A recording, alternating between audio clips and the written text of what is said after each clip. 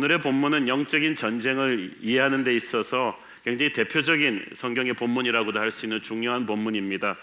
공생애를 시작하시기 전에 예수님께서 마귀의 시험을 받으십니다. 그런데 이 시험 받으시는 예수님이 어떤 준비를 갖고 나가셨는가를 이해하기 위해서는 바로 오늘 본문 바로 전에 일어났던 사건, 누가복음 3장 21절 22절을 함께 살펴볼 필요가 있겠습니다. 같이 읽겠습니다.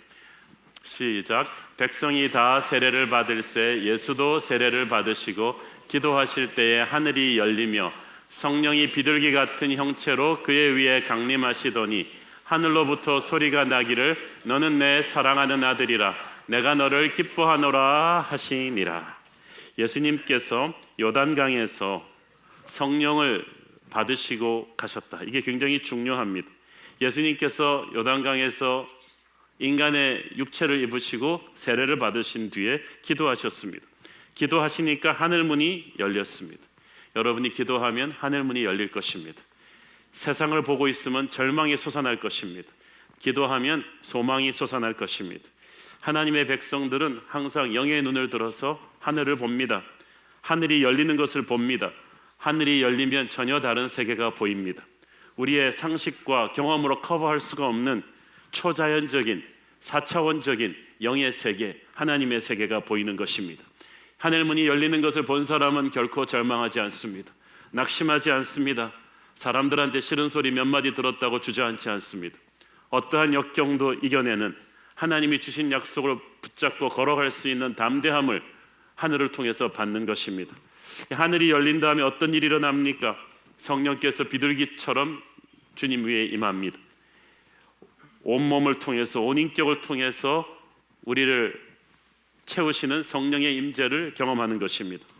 인간의 몸을 입고 오신 예수님께서는 귀신을 쫓아내고 기적을 행하고 병을 고치고 말씀을 선포하기 위해서 성령의 능력이 필요했습니다. 만약 예수님께서 인간의 몸을 입지 않았더라면 이런 것이 필요치 않았을 것입니다. 그러나 예수님께서 인간의 육체를 입고 오셨기 때문에 사역 첫머리에 이 성령의 임하심이 필요했던 거예요. 그것은 우리에게 주는 메시지이기도 합니다.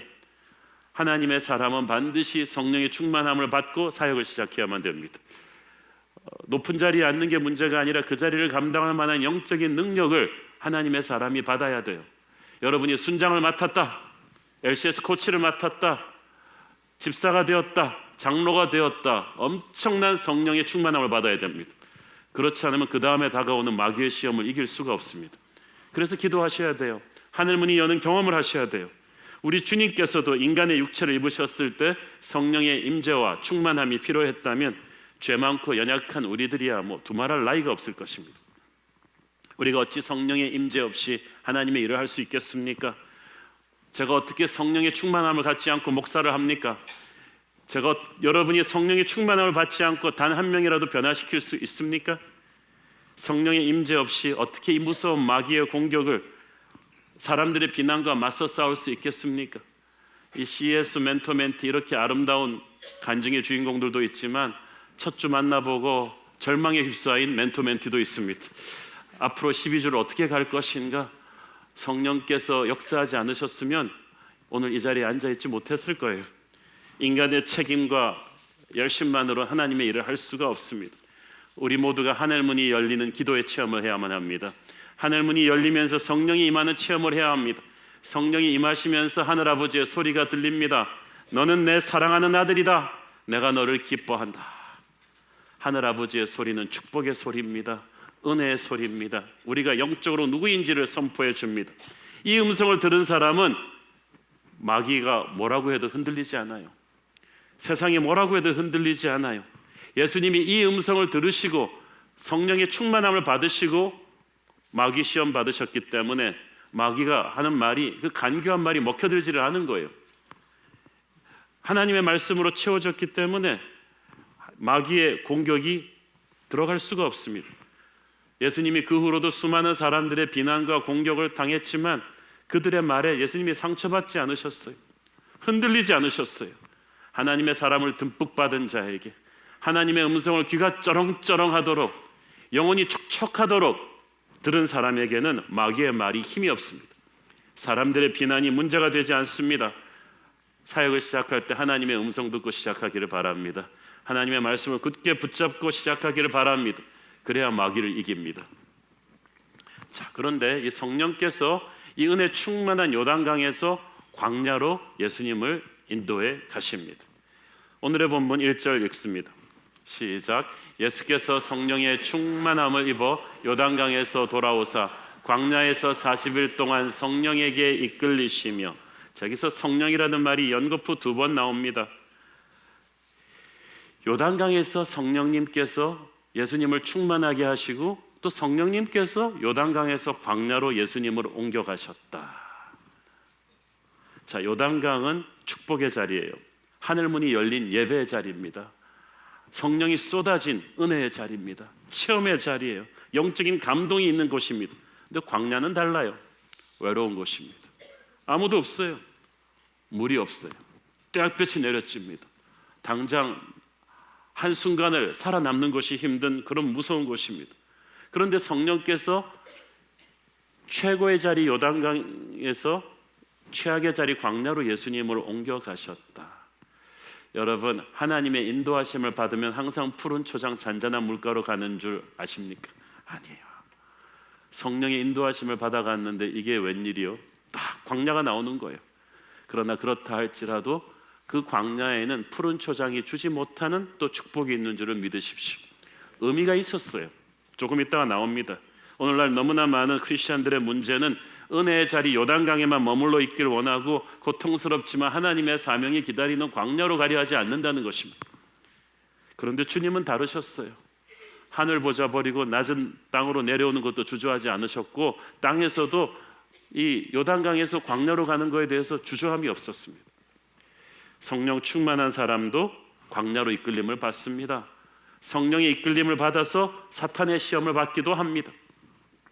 성경에서 말하는 시험이 2가지가 있어요. 하나는 하나님께서 하나님의 백성이 얼마나 하나님을 순종하는가를 테스트하는, 우리의 믿음을 단단하게 하는 하나님이 주는 시험이 있는데 이걸 영어 성경에는 테스트라고 합니다. 모리아 산에서 이삭을 바치라는 하나님의 시험이 그런 것이었죠. 그걸 통해서 믿음의 조상 아브라함이 태어납니다. 하지만 우리를 파괴시키고 믿음을 흔들어 놓고 교회를 부수는 마귀의 시험이 있는데 이건 영어 성경에서 템테이션이라고 합니다. 에덴 동산에서 아담을 시험 들게 한 그 시험이 바로 그런 것이었습니다. 근데 예수님께서 본격적인 공생의 사역을 시작하시기 전에 광야에서 40일 금식 기도를 하셨고 여기서 마귀와 영적인 전투를 하십니다. 마귀가 템테이션으로 이런 악한 동기로 예수님을 기다리고 있다는 걸 뻔히 아시면서 예수님께서 의도적으로 마귀와 부딪히러 가셨어요. 성령께서 이끌었다는 것은요, 성령께서 실은 예수님을 질질 끌고 가는 게 아닙니다. 예수님께서 당당하게 가신 거예요. 마치 오케이 목장의 결투처럼 이미 능력이 충만하신 사람이 챔피언 게임에서 자기의 승리를 확증하려고 들어가는 거예요. 왜 예수님이 가셨는가? 왜냐하면 예수님은 2번째 아담이셨기 때문입니다. 첫 번째 아담이 와서 에덴 동산에서의 마귀와의 전쟁에서 졌기 때문에 온 인류가 죄의 노예가 되어버렸잖아요. 2번째 아담 예수님은 그 문제를 다시 돌리려고 오신 거예요.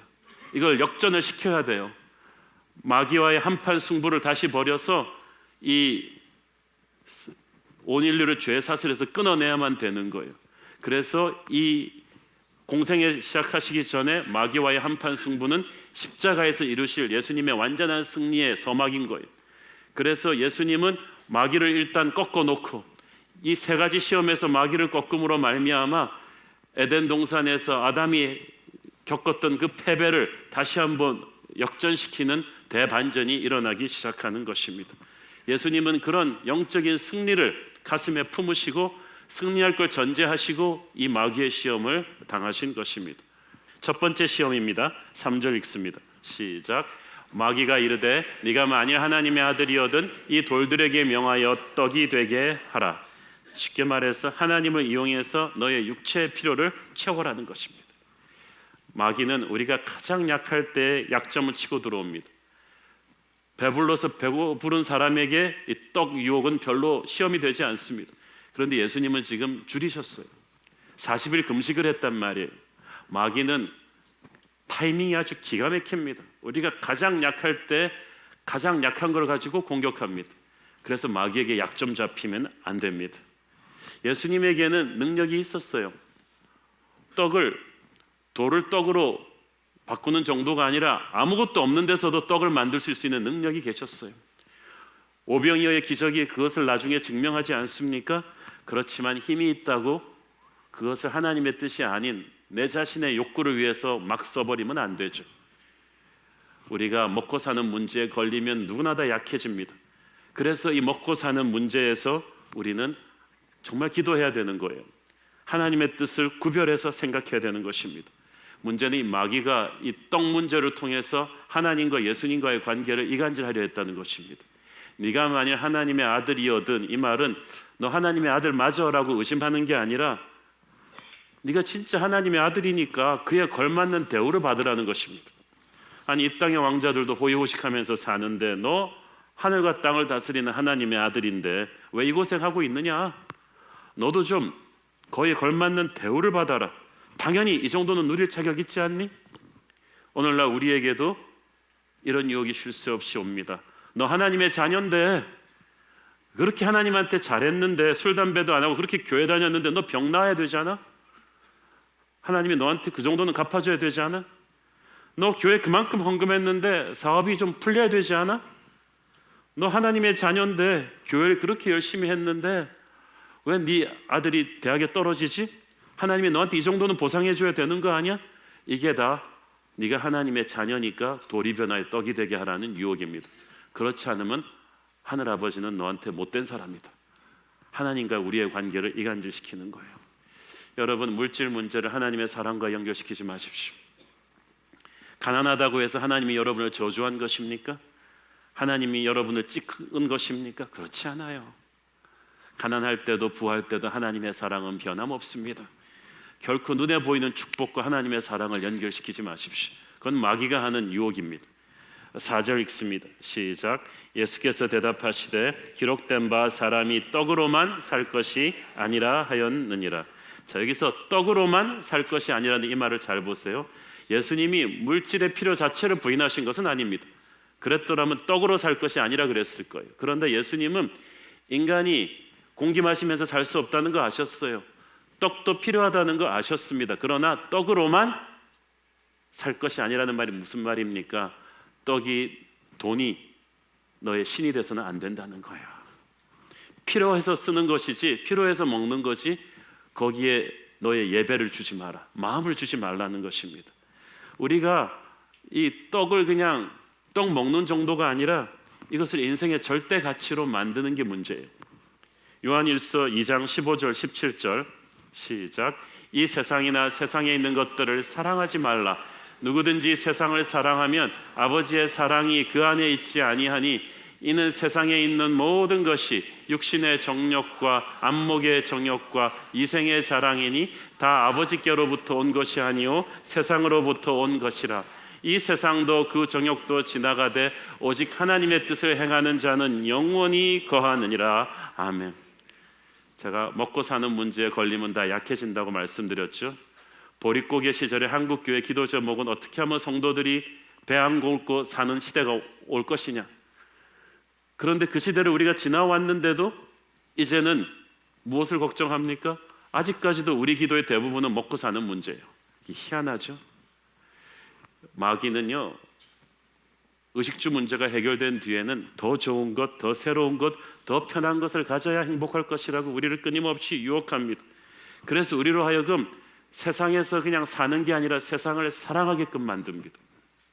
제가 아는 분이 신실한 집사님인데 시계를 모으는 취미를 갖고 계세요.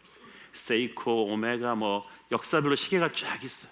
그 모은 방에 저를 안내해서 탁 보여주는데 그 시계들을 바라보는 그분의 눈에 말할 수 없는 사랑이 담겨 있어요. 제가 예배하면서 이분이 예수님을 그렇게 사랑스러운 눈으로 예배하는 걸 본 적이 없는데 이 시계를 보는 게 꼭 자기 피로난 자식 같아요. 세상을 사랑하는 거예요.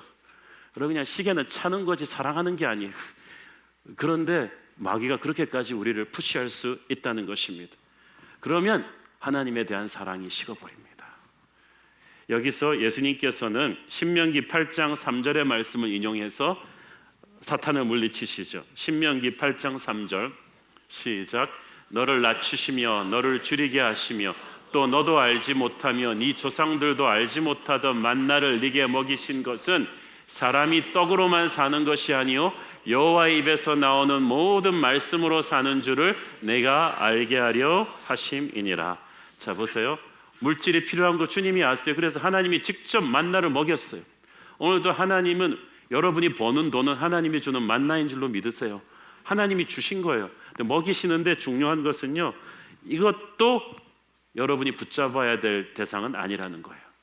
이 떡은 그냥 떡이 아니라 하늘에서 내려온 만나예요. 하나님이 주신 돈이에요. 그러나 그것도 우리의 인생을 걸어서 가치가 있는 건 아니라는 거예요. 만나도 그 다음 날에는 다 썩어버렸어. 하나님이 주신 만나도 우상시하지 말라는 것입니다. 육의 굶주림을 채우는 떡은 영의 굶주림을 채우는 말씀의 기본 공사 위에 서야 이게 축복이 됩니다. 그렇지 않으면 말씀의 기본 공사가 돼 있지 않은데 육의 떡만을 갈구한다면 마치 요즘 많이 일어나고 있는 싱크홀처럼 세상이 주는 이 물질의 유혹의 압력을 이기지 못하고 영과 육이 다 무너져 버릴 거예요. 눈에 보이는 물질의 축복은 하나님의 말씀의 기초가 된 뒤에야 축복이 옵니다. 사람이 떡으로만 살 것이 아니요 떡도 필요하지만 그 떡은 어디에 기반에 서야 되는가? 하나님의 입에서 나오는 모든 말씀으로 살 것이니라. 여기서 말씀은 일반적인 추상적인 로고스가 아니라 정말 우리의 삶의 구석구석으로 들어오시는 하나님의 임재의 레마의 말씀이에요. 이 말씀을 붙잡고 살아가는 사람에게 물질의 축복도 올 때 그게 진짜 축복이 된다는 거예요. 그래서 밥을 굶어도 말씀을 읽어야 돼요. 영의 양식을 단단히 채워야 속사람이 강해지고 하나님의 성품을 담게 되고 영적인 힘이 생겨요. 그래야 하나님의 힘으로 뭔가를 할 수 있는 능력이 생기고 그 사람에게 물질이 들어가야 물질이 그 사람을 타락시키지 않습니다. 여러분이 돈을 감당할 영성이 안 되는데 부자가 되면요 반드시 돈이 여러분과 여러분의 가정을 죽일 거예요. 말씀을 붙들고 가난하고 힘들어도 하나님의 은혜를 갈구하기를 바랍니다. 그러면 여러분의 먹을 것도 하나님이 책임지실 거예요.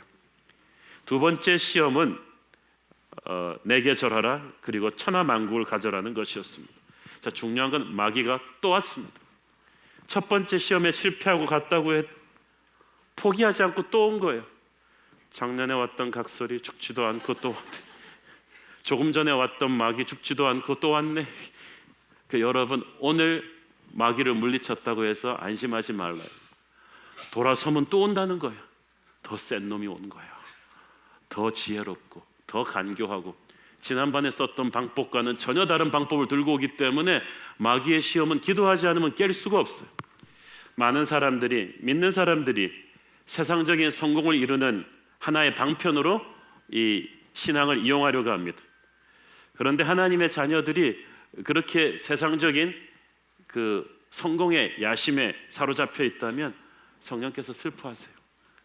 침묵하세요. 여러분이 기도할 때 하나님을 이 알라딘의 램프로 이용해서 저 권력을 잡기 위해서 하나님 제가 저 자리만 가게 해주세요. 내가 끝내드릴게. 하나님께 영광 돌려드릴게. 이런 방식으로 기도하고 있다면 여러분 안에 있는 성령께서 슬퍼하실 것입니다. 성령이 축복하지 않는 세상적 성공의 사다리를 마귀가 줄 때가 있어요. 우리를 영적으로 마비시키기 위해서. 그런데 거기를 올라가면 갈수록 허무하고 불안해져요. 자, 5절에 보니까 마귀가 예수님에게 순식간에 천하만국을 보여줬다는 걸 주목하십시오. 이 순식간에 이 말은 무슨 말입니까? 빠르게, 편하게. 우리는 인스턴트 문화 시대, 스피드 문화 시대에 살고 있습니다. 초고속 인터넷의 시대입니다. 뭐든지 순식간에 해치고 싶어 해요. 사랑도 성공도 승리도 운전도 다 순식간에 해치고 싶어 합니다. 마귀가 그 심성을 너무나 잘 알고 있어요. 그래서 마귀는 우리가 하나님의 나라 이루는 것도 순식간에 이루려고 해요. 하나님의 자녀들을 유혹할 때요 선교하지 말라 그러지 않아요. 선교해라. 그렇지만 내가 순식간에 효율적으로 빨리 하게 해주겠다. 십자가, 기도, 예배 그런 거 언제 하고 앉아있냐. 이렇게 돈으로 선교해라. 효율적으로 너희들이 미팅 많이 해서 회의 많이 해서 선교해라. 십자가 없는 승리를 주겠다는 거예요. 예수여 하나님의 아들로서 네가 언제 하나님의 나라 이루겠느냐? 너에 걸맞는 궁정과 군대와 돈과 조직과 사람들이 필요해야지. 그래야지 네 생에 하나님의 나라 이루지. 그 12명의 갈릴리 촌놈들 데리고 언제 걸어다니면서 언제 할래? 나한테 한 번만 절을 하면 천하 만국의 권세와 영광과 인프라를 너한테 줄 것이다. 그러면 너는 그런 정도 조직을 가지고 일을 해야 되지 않냐? 너는 그러한 거대한 조직의 CEO가 되라. 나한테 한 번만 절해라. 이게 무엇입니까? 하나님의 나라를 십자가 없이 이루려고 하는 거야. 마귀의 핵심 전략은 십자가를 막는 거예요. 하나님의 말씀은 어려워요. 때로는 순종할 때 대가를 치러야 돼요. 논리적으로 받아들일 수가 없는 때가 많아요. 그러나 사탄의 논리는 아주 합리적이에요. 빠르고 효율적이고 당장 눈에 보이는 가시적인 결과물을 줘요. 자기에게 절하면 당장 눈에 보이는 결과를 주겠다.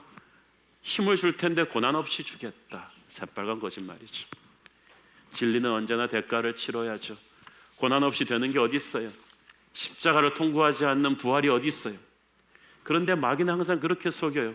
에덴 동산에서도 그랬어요. 선악과를 따 먹으면 너희들 정녕 하나님과 같이 될 것이라고 했어요. 하나님과 같이 됐나요? 된들 어떡하겠다는 거예요. 하나님의 길은 정반대로 처음에는 힘들고 어려워 보여도 항상 영광으로 우리를 인도합니다. 8절을 잘 보세요. 시작. 예수께서 대답하여 이르시되 기록된 바 주 너의 하나님께 경배하고 다만 그를 섬기라 하였느니라. 여기서 경배라는 말은 worship, 예배하라는 뜻입니다. 영적 전쟁의 승리의 비밀은 예배에 있습니다. 예배를 회복해라. 그러면 너는 살 것이다. 반대로 예배가 죽으면 영적 저항력을 상실합니다. 시험 드는 사람은 항상 예배를 게을리한 사람들이에요. 마귀한테 공격당하는 사람은, 우리 모두 공격당하는데 왜 어떤 사람은 버텨내고 어떤 사람은 무너질까요? 예배에 보호막이 없는 사람은 다 넘어지게 돼 있어. 똑똑한 사람, 돈 많은 사람, 경험 많은 사람, 성경 많이 아는 사람 다 소용없어요. 예배의 자리, 기도의 자리를 지키지 않은 사람은 백전백패입니다.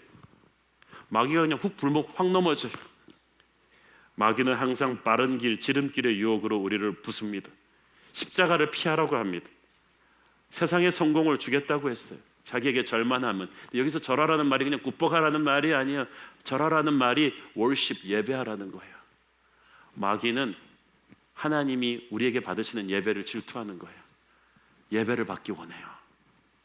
자기 예배를 드리는 순간 종이 되는 거예요. 7절, 네가 만일 내게 절하면, 예배하면 다 네 것이 될 것이다. 이 말은 무슨 말이에요? 우리가 하나님을 예배하지 않으면 마귀를 예배하게 된다는 뜻입니다. 마귀를 예배하는 순간부터 하나님의 자녀가 순간적으로나마 마귀의 종노릇을 한다는 거예요. 성경 읽을 시간에 성경 읽지 않고, 기도해야 될 시간에 기도하지 않고 있으면 순식간에 마귀에게 사로잡혀서 종노릇을 하게 되면, 마귀의 종노릇을 하게 되면 마귀가 원하는 대로 내가 사용되는 거예요. 교회를 깨는 데 사용되고, 하나님의 사람을 공격하는 데 사용되고, 하나님의 일을 망치는 데 순간적으로 사용되는 하나님의 자녀들이 얼마나 많아요. 그게 다 예배에서 패배했기 때문이에요. 마귀한테 시험 드는 사람들은 다 기도와 예배가 흔들렸던 그 틈에 다 들어온 거예요. 여러분의 예배가 회복되기를 바랍니다. 기도가 회복되기를 바랍니다. 그래야 여러분이 정신을 차려요. 그래야 마귀가 떠나는 거예요. 제대로 하나님을 예배하는 자가 하나님의 사역을 합니다. 하나님께 경배하고 다만 그를 섬기라. 이 섬기라는 말은 serve, 사역하라는 말이에요. 예배와 사역이 딱 붙은 거예요. 건강한 사역자는, 성령의 사역자는 성령의 예배를 드린 사람이에요. 예배가 죽으면 사역 못해요. 좀 하다가 그냥 시험 들고 말해요. 하나님을 제대로 예배하고 있는 사람은 이 사역을 신실하게 감당합니다. 어렵고 힘들어도 그 자리를 떠나지 않아요. 십자가의 길을 택하는 거예요. 예수님은 천하의 권세와 영광을 다 받으실 거예요. 그렇지만 십자가를 통해서 받으세요. 마귀에게 절해서 받지 않는 거예요. 여러분, 마귀의 방법으로 하나님의 일을 하지 말고 기도하고 예배해서 십자가의 길로 하나님의 영광을 취하기를 바랍니다. 세 번째 시험은 스타가 되라는 것입니다. 9절 읽습니다. 시작. 또 이끌고 가서 예루살렘으로 가서 성전 꼭대기에 세우고 이르되 네가 만일 하나님의 아들이거든 여기서 뛰어내리라. 성전 꼭대기는요, 기드론 골짜기 위에 150m 정도의 아주 까마득한 높이입니다. 엄청난 그 높은 곳이. 마귀가 예수님한테 던진 시험 3개 중에 1개는 광야였고 2개는 높은 곳이었다는 것을 기억하십시오. 높은 곳은 위험한 곳입니다. 높은 사람 되려고 너무 이렇게 발버둥 치지 마십시오. 자기 자녀들 너무 높은 자리에 앉히려고 하지 마세요. 높은 곳이 영적으로 가장 위험한 곳이에요. 그래서 높은 곳에 오르면 오를수록 기도를 많이 하셔야 돼요. 여러분, 회사에서도 승진할수록 기도를 2배로 늘리셔야 돼요. 교회에서도 집사에서 장로 되면 기도를 2배로 늘리셔야 돼요. 전도사에서 목사 되면요, 기도를 2배로 늘려야 돼요. 안 그러면요, 그 높은 곳에서 기다리고 있는 마귀의 시험의 바람을 이길 수가 없어요. 그래서 멀쩡하던 사람이 높은 자리에 앉아가지고 괜히 시험 들어 떨어지는 사람들 많아요. 마귀의 시험은 높은 곳에 가서 이제는 떨어지라는 거예요. 그리고 슈퍼맨처럼 떨어져서 천사들이 너를 받들어줘서 살아나라는 거예요. 그러면 스타가 될 것이다. 참 간교하죠. 2번째 시험이 네가 세상에서 성공할 수 있는 힘을 주겠다는 것이었다면, 3번째 시험은 세상의 인기를 너에게 주겠다. 그러기 위해서는 네가 사람들 앞에서 뭔가 보여줘야 되지 않느냐. 이것이 마귀가 장악하고 있는 세상의 방식입니다. 뭔가 보여줘라. 그러면 사람들이 너를 인정할 것이다. 그래서 우리는 사람들에게 뭔가 보여주기 위해서 안간힘을 씁니다. 그래서 그냥 신용카드에 빚더미를 올려서라도 무리해서 좋은 옷과 좋은 차와 좋은 집을 사는 거예요. 뭔가 보여주기 위해서. 갚느라고 완전히 죽을 고생을 하면서도 다른 사람들에게 나 이런 사람이야 라고 과시하라는 거예요. 마귀는 끊임없이 우리에게 그렇게 말하고 있지 않아요? 모든 TV 소비 광고가 다 그런 거예요. 핵심은 당신은 이 최신 휴대폰을 갖고 있지 않으면 무시당할 것이다. 이 옷을 사고 있지 않으면 그러고도 현대인이냐, 뭐 이런 식으로 여러분을 몰아붙이는 거예요. 이게 다 마귀가 장악하고 있는 세상의 법칙이에요. 2번째 시험에서 예수님은 말씀으로 마귀를 물리치셨는데, 이번에는 마귀가 말씀 가지고 또 반격해 오죠. 10절 11절 시작. 기록되었으되 하나님이 너를 위하여 그 사자들을 명하사 너를 지키게 하시리라 하였고, 또한 그들이 손으로 너를 받들어 네 발이 돌에 부딪히지 않게 하시리라 하였느니라. 이것은 지금 시편 91편 11절 12절 인용한 거거든요. 오리지널 한번 읽어보실까요? 시편 91편 11절 12절 시작. 그가 너를 위하여 그의 천사들을 명령하사 내 모든 길에서 너를 지키게 하심이라. 그들이 그들의 손으로 너를 붙들어 발이 돌에 부딪히지 아니하게 하리로다. 그래서 예수님이 여기서 말씀으로 답하셨어요. 12절 읽습니다. 시작. 예수께서 대답하여 이르시되 주 너의 하나님을 시험하지 말라 하였느니라. 하나님을 시험하지 말라. 하나님을 팔아서 하나님의 힘으로 네가 스타 되려고 하지 말라. 하나님이 주시는 물질의 축복으로 네가 무리하게 과소비해서 사치한 물건 사서 사람들에게 과시하려고 하지 말라. 마귀가 말씀을 가지고 자기 논리를 합리화했다는 거예요. 잘 보세요. 성경 지식만 갖춘다고 되는 게 아니에요. 지식적으로 마귀가 더 잘 알아요. 근데 마귀가 항상 진실을 조금 틀어요. 편집해서 사용해요. 마귀가 인용한 시편 91편의 전체 컨텍스트는 전혀 그런 뜻이 아니에요. 시편 91편 14절이 그 말씀 핵심인데요. 한번 보시겠습니다. 시작. 하나님이 이르시되 그가 나를 사랑한즉 내가 그를 건지리라. 그가 내 이름을 안즉 내가 그를 높이리라. 시편 91편 하나님을 사랑하는 사람, 하나님의 이름을 알고 하나님께 순종하는 삶이 체질화된 사람을 향한 하나님의 보호하심의 약속이에요. 하나님을 사랑하고 하나님의 말씀에 순종하는 사람이 성전 꼭대기 가서 뛰어내리면서 하나님 나 받아봐라 이렇게 할 거 있어요? 사람들한테 자기 보라고 과시하겠어요? 그럴 리가 없다는 거예요. 그러니까 마귀가 편집해서 인용하고 있는 말씀 자체는 전혀 틀린 거예요. 여러분, 이단들과 논쟁하지 말아야 되는 이유가 이거예요. 말씀을 잘 아는데 편집해가지고 사용하는 거예요. 말씀 전체에 흐르고 있는 하나님의 섭리를 보지를 않아요. 큰 컨텍스트를 보지 않아요. 그래서 성경 공부하면서 기도를 많이 하셔야 돼요.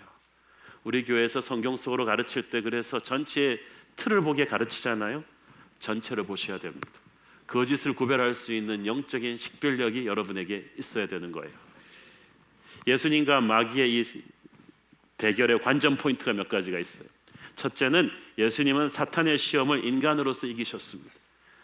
하나님의 아들이 가지신 초자연적인 능력 하나도 사용하지 않고 이기셨습니다. 그 말은 가만히 예수님 하는 대로 싸우면 우리도 이길 수 있다는 거예요. 두 번째는 예수님은 기도와 말씀으로 승리하셨습니다. 유명한 복서가 그런 말을 했죠. 나는 이기러 링에 올라가는 게 아니다. 평소에 너무 많이 훈련을 했기 때문에 이미 압도적인 전력을 갖고 있다. 이미 내가 이겼다는 사실을 나도 확인하고 적에게도 확인시켜 주려고 링으로 올라간다. 예수님은 마귀와 이기려고 싸우신 게 아니에요. 이미 이기실 만한 능력을 갖고 계신 것을 자신과 마귀에게 확인시켜 주신 거예요. 예수님은 이미 40일 광야의 기도로 준비되어 계셨어요. 말씀이 충만해 계셨어요. 기도와 말씀이 붙으니까 성령의 검이 날카로운 거예요. 이미 게임은 끝나 있었습니다. 여러분도 기도와 말씀으로 충만하십시오. 그러면 싸우기도 전에 이미 게임은 끝나 있습니다. 세 번째, 위대한 사역을 위해서는 뒷무대에 보이지 않는 영적 전투에서의 승리가 필요하다. 르비딤에서 여호수아의 군대가 아말렉과 싸우면서 이겼지만 여호수아가 잘 싸워서 이긴 게 아니에요. 뒤에서 모세의 기도가 있었어요.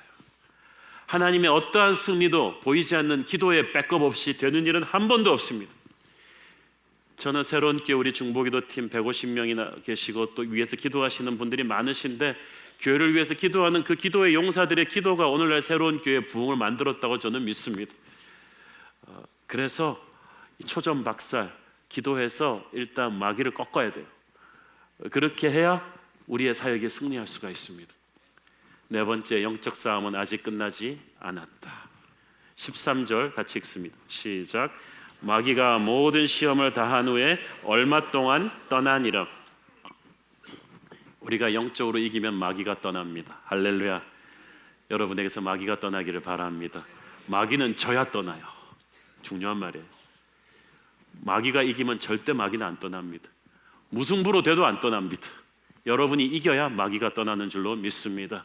오늘 여러분에게 왜 마귀가 떠나지 않아요? 졌으니까 떠나지 않고 있는 거예요. 패잔병은 반드시 물러가요. 승전한 군대는 반드시 있으면서 착취합니다.